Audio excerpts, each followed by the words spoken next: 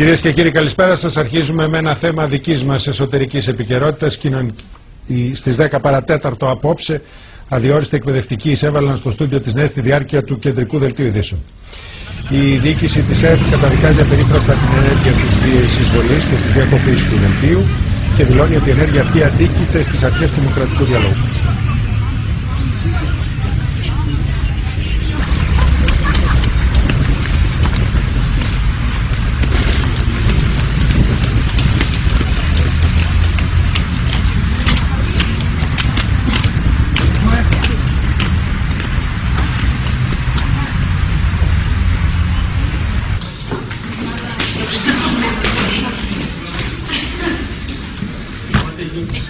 Έχει μάτ. Για να δείξω το πανό.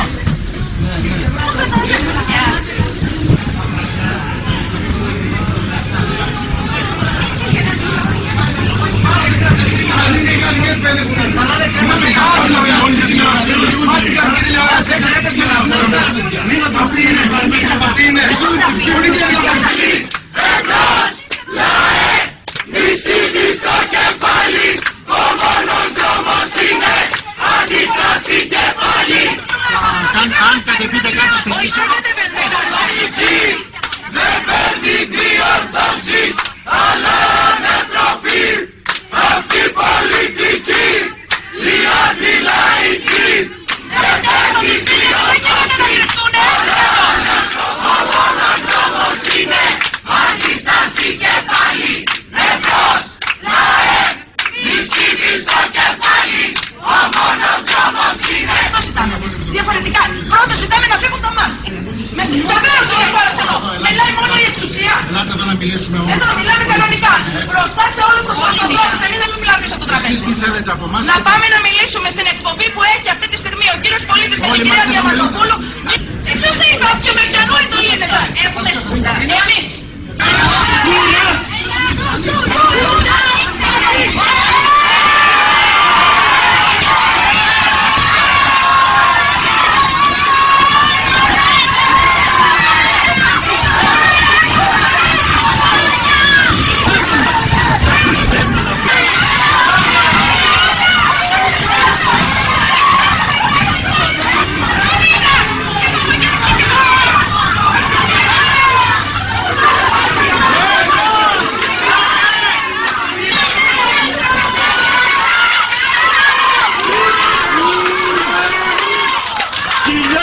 Φυλάτε τα αφεντικά σας!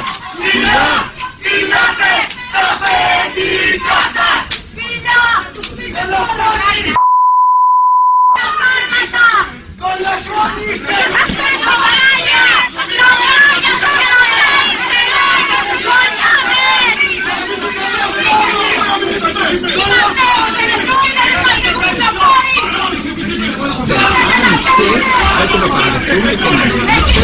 Υπάρχουν και κρίσιμα προβλήματα. Υπάρχει μια πολύ ισχυρή παραοικονομία. Αυτό και πρέπει να σας πω ότι επειδή ένα μέρος των Ελλήνων που τα ζητήματά τους θα φυγούν, ενδεχομένως να βγάλουν και κάποια κρυφά εισοδήματα. Δεν το αποκλείω αυτό. Αυτό σημαίνει βεβαίως ότι ένα πολύ μεγάλο μέρος των Ελλήνων θα έχει πάρα πολύ σοβαρά προβλήματα. Μπείτε! Διέκεινα το πανό η αστυνομία! Με στους δρόμους της ΕΡΤ!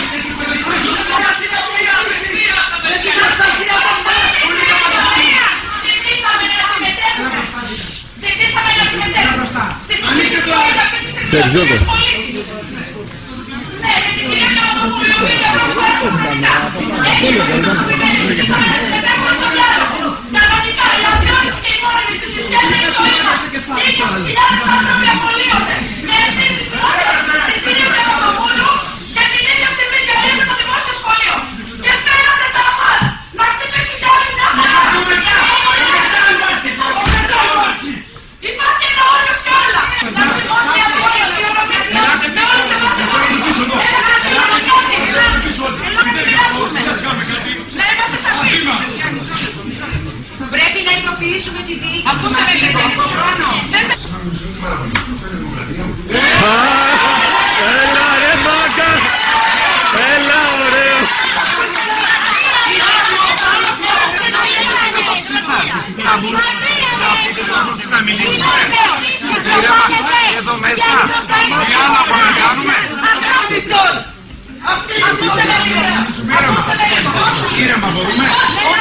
ζητήσατε αυτό. Ακούστε να δείτε. Ο τρόπος το μηδέν είναι να βρούμε έναν τρόπο να μην έχουμε στόχο. Σας παρακαλώ, να μιλήσουμε στην κοινωνία. Ποιο είναι το δικαίωμά μας και ποιο δεν είναι. Το ξέρουμε πάρα πολύ καλά. Δεν είσαστε εσείς το ζήτημά μας αυτή τη στιγμή. Εσείς, και θα σας καταγγείλουμε γι' αυτό και σας προσωπικά, αλλά όχι τη διοίκηση της ΕΠ που μας αντιμετώπισε μέσα στα γραφεία της δημόσιας τηλεόρασης με τα ΜΑΤ. Αλλά στη δημόσια τηλεόραση οφείλουμε και θέλουμε να μιλήσουμε προς τον κόσμο. Αύριο έχουμε ένα μεγάλο πανεκπαιδευτικό συλλαλητήριο.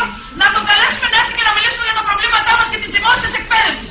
Θεωρούμε ότι η κρατική τηλεόραση, όπως και κάθε τηλεόραση σήμερα, καθόλου δεν αναφέρεται στη δημόσια εκπαίδευση από την πλευρά των παιδιών, των γονιών και των μαθητών. Αλλά μόνο από την πλευρά της κυβέρνησης. Αυτά τα δύο ζητάμε και θέλω να τελειώσει αυτή η ιστορία τώρα. Τα κινητά σας κλείστε.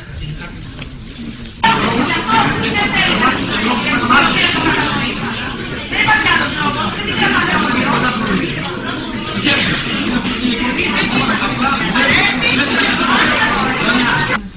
Να σας μιλήσω. Το πρωί ζωντανά.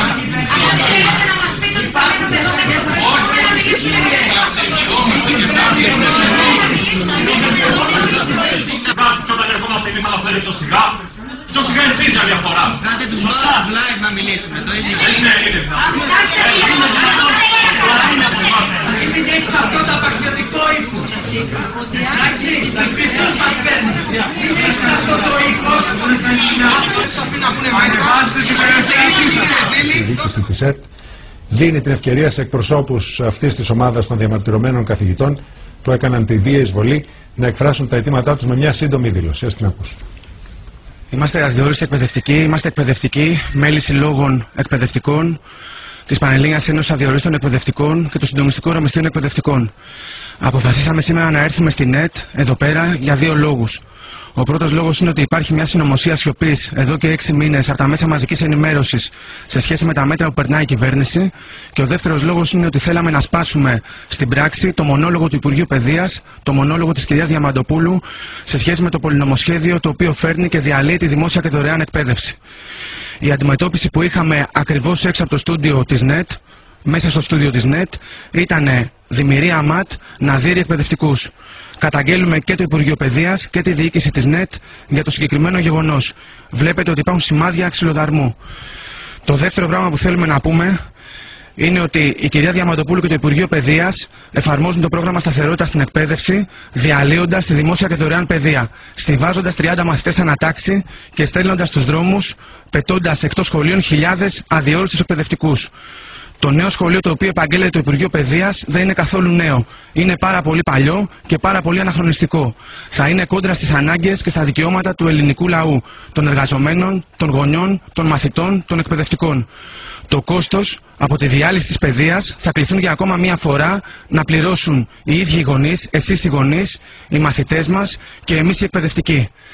Με το πολυνομοσχέδιο της κυρίας Διαμαντοπούλου απολυόμαστε, μας διώχνει περίπου 17.000 αδιόριστους ορομίσθιους και αναπληρωτές εκπαιδευτικούς. Νομίζαμε ότι είμαστε η εξαίρεση. Ωστόσο, μάλλον γινόμαστε ο κανόνας, αφού μας φέρανε το Διεθνές Νομισματικό Ταμείο, με αποτέλεσμα να υπάρξει τεράστια αύξηση της ανεργίας και της φτώχειας στην επόμενη περίοδο και να υπάρξουν και χιλιάδες απολύσεις εργαζομένων.